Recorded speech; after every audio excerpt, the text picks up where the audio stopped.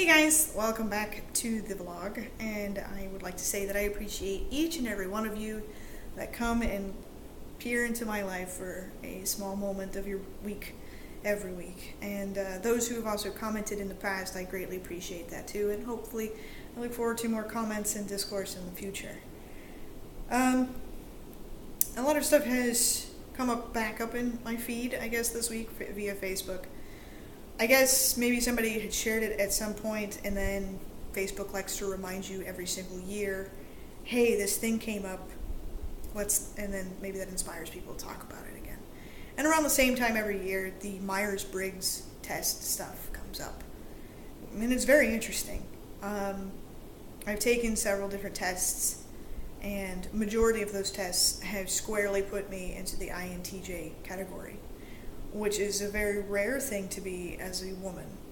And you read up on it, reading things, and go, okay, I can agree with that. Okay, I can see myself in that type of thing.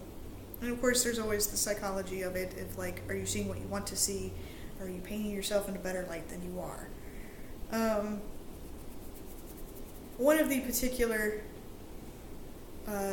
articles that I had seen was talking about introverts in regards to job interviews. And I can't help but think that that might play a very significant role here very soon as I try to look for jobs elsewhere. With my recent defeat in the job market, or at least interdepartmental, of saying that I'm not sincere, that I didn't seem like I wanted the job, I took that under advisement. I wanted to turn it inwardly and say, oh, okay, maybe this was my problem.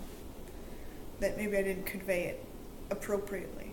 Now, granted, with stuff that's coming to light about who they picked and how it happened and stuff like that, naturally a lot of that introspection turns outward, but it's still very real. The fact that I could lose a job because I have RBF is uniquely possible. Or I seem very cold initially. I have my own things about opening up to various people. And I have to be the one to approach you. I have to be very, very comfortable. Because I am my own worst critic, and I always think that I'm burdening people when I approach people. And I am steadily counting down the days until MegaCon, and that is what is keeping my headspace pretty clear currently. I'm just counting down the days, and then I can work full bore into getting out of this job and into another one, and however that happens. I've also discovered in regards with jobs that you can take the certification for cremation tech in as little as 8 hours one day. I'm not quite sure in regards to pay or whatever. It didn't seem like there was any monies, but I have to see if maybe somebody offers it around here, or if there's enough interest that they will. And it'd be kind of nice to have before I really start looking into some of these funerary jobs, and then it will seem like I'm truly serious. Like, hey, I went out and did this thing, let me, work as your funeral assistant. And then, but I also want to continue and go to school, and I have this other interest in to be a full-time mortician embalmer therein. And that might make me a little bit more marketable over time. What? Come here.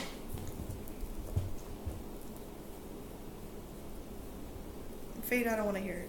He's not that close to you. If they get relatively close, they grumble at one another. So, be that as it may, I look forward to what opens up. I definitely look forward to MegaCon and everything in regards to that, because I definitely don't want to miss out on that.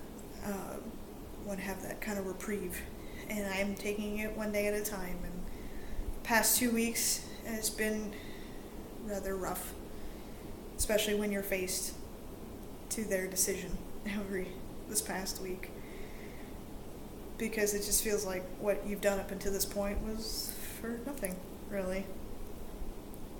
So, I know, Dobby, you'll love me no matter what, and so we'll fade.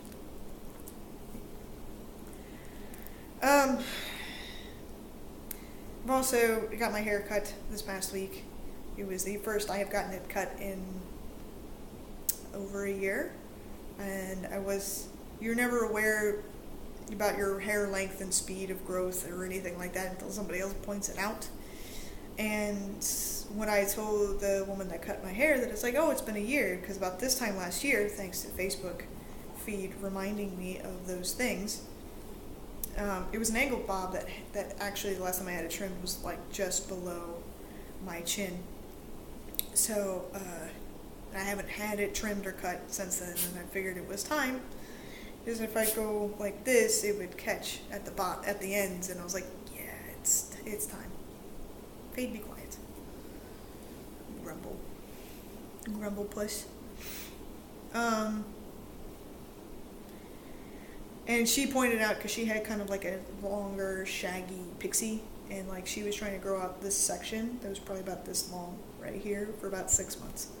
And it was only that long.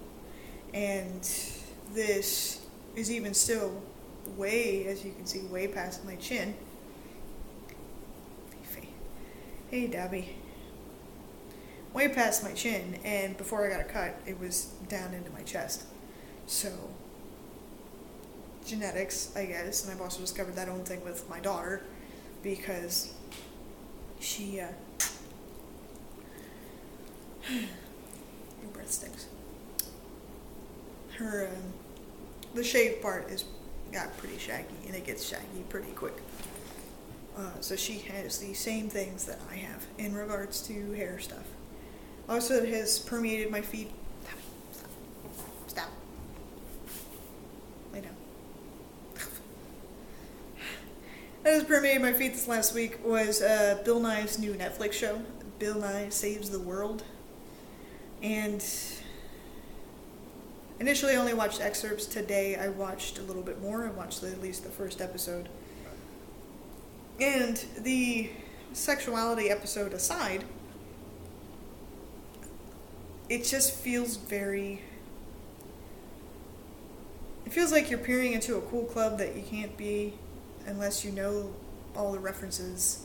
He comes off kind of arrogant and condescending, and it's bland. It really kind of is. And I think the only thing that makes him relevant and why a show was even pushed now is nostalgia. Our generation is perfect for that. The whole reason why, Transformers and a number of other movies are being remade is purely on the backs of nostalgia. If you just sit there and you're like, oh, I remember this thing and I hope they do it well, and then they do it well, and then all the toys that you loved and everything. You shut up. And then all the toys and everything that you loved so much is back on the market, and everything is relevant. You don't feel quite as weird as when you first came across it. I think that he should have just stuck with a number of scientific things. He was basically trying to make a show for the kids that grew up, and it fell flat. Because a number of the kids that grew up know a couple of things about him now that we didn't know as kids. He's not a scientist. And within the first show, he tries to group himself with them. And he's not. And I'm not saying that he can't have an interest in science, but it misses that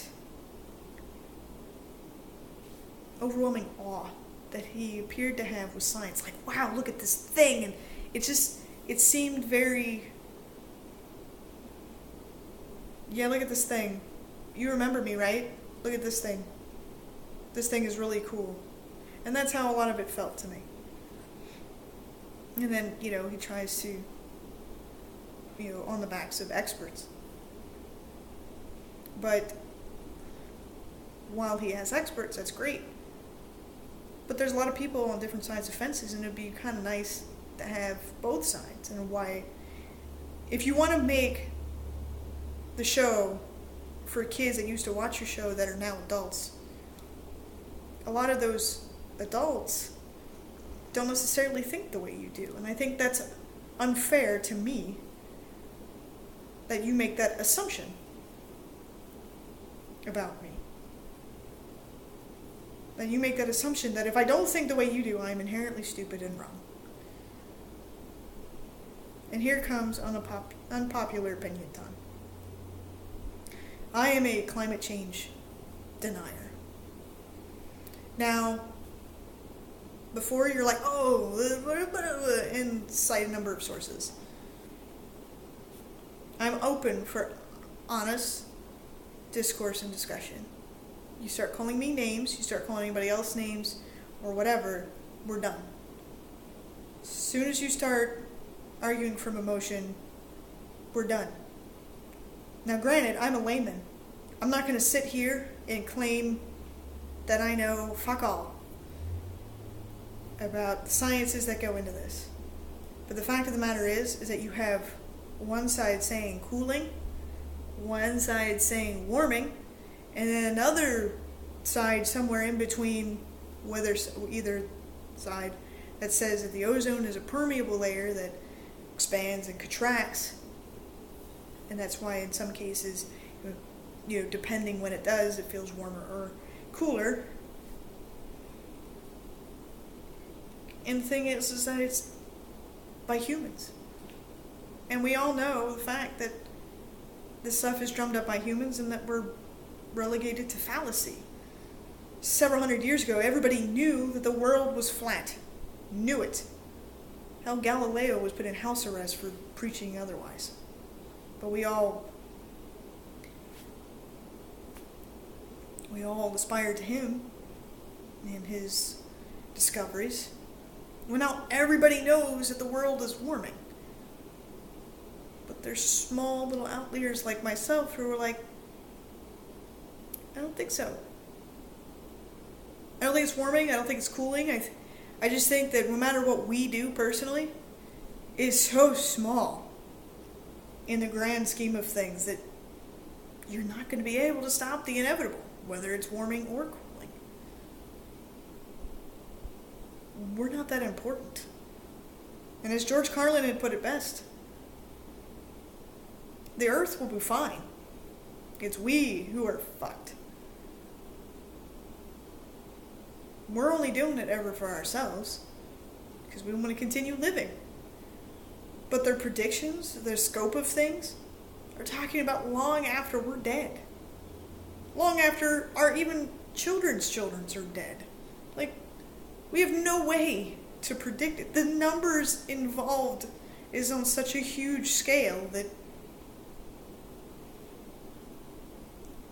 and like, well, you only, it's not going to happen in your lifetime, so, I guess you don't care. I guess you're right. I'm not going to deny conservation, deforestation, human impact on extinction and ecosystems. I'm not going to deny any of that. We have clear and obvious evidence of all of that with, the animals that are added and taken off the extinction list and then added back. And, just the impact that even deforestation has on an animal population, or even a human one, especially in, down there in South America with all these small tribes that live in it and rely on it for cover. I will not deny any of that. But if you think for a second that me using one less plastic bottle, or not using plastic bottles, or one less aerosol can, even if we all did it here in the Western world, it is what it is. We're fucked. And there's just little to nothing you can do about it. In regards to global warming, which is, to me, a separate issue. The only thing I'm denying here is that the climate is getting warmer and colder and warmer and colder. And that even people at NASA, there's scientists at NASA who say that, well, the sun has everything to do with our climate. And they're even talking about several billion years from now that it'll be slightly cooler. That's beyond any of our lifetimes. Who's to say they're right? Who's to say the other guys are wrong? But you've heard me enough for today, so I'll catch you guys next week, and I look forward to the comments and discussion. See you guys later.